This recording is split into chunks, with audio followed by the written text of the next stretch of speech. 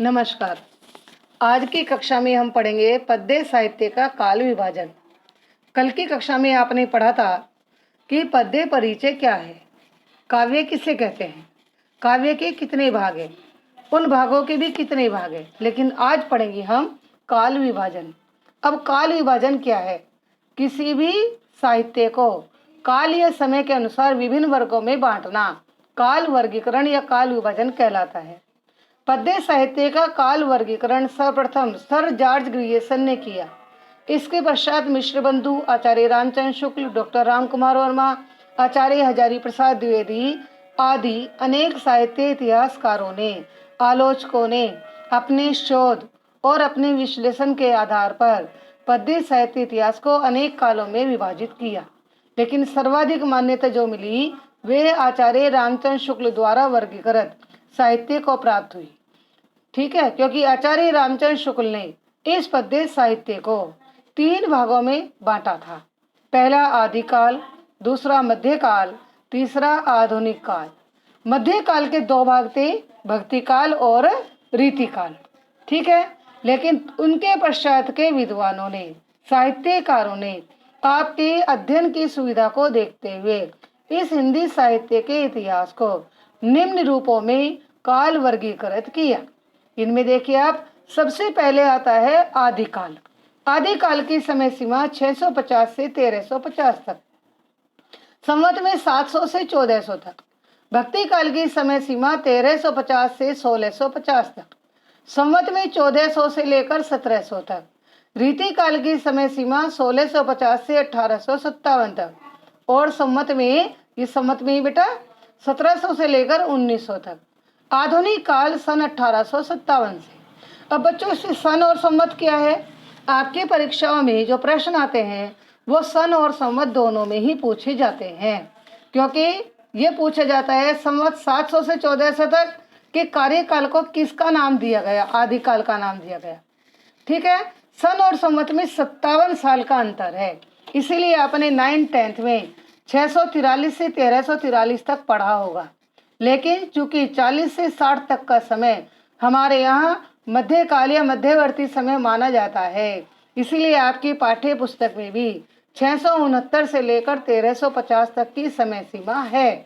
इसी प्रकार से आगे आता है आपका आधुनिक काल।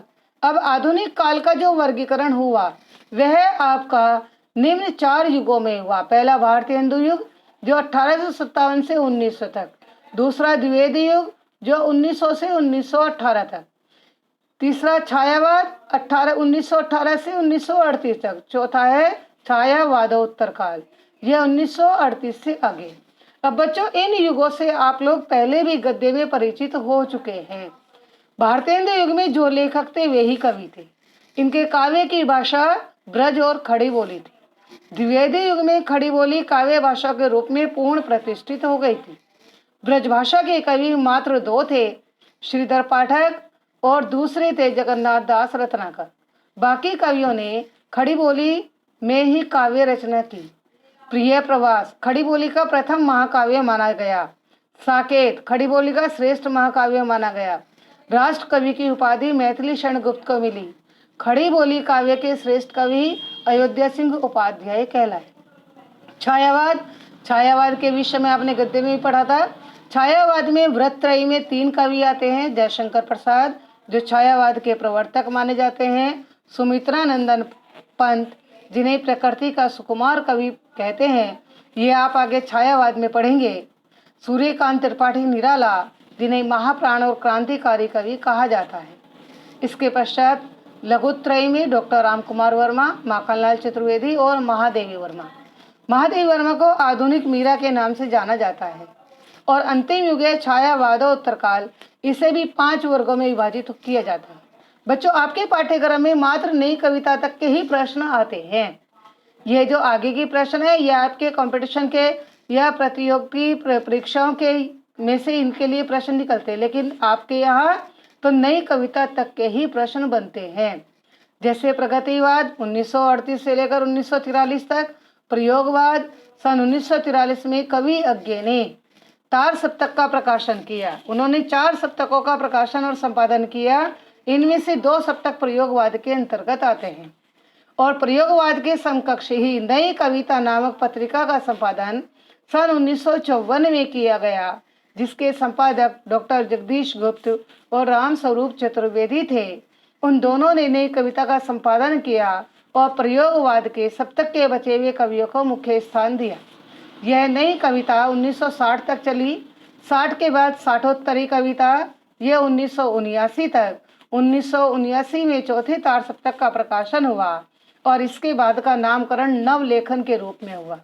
इसमें नवलेखन में नई गजल, नया दोहा, नई क्षणिकाएँ आदि आदि हिंदी की काव्य की अनेक वैरायटी, अनेक विधाएं, अनेक विविधाएं आपको देखने को मिलेंगी।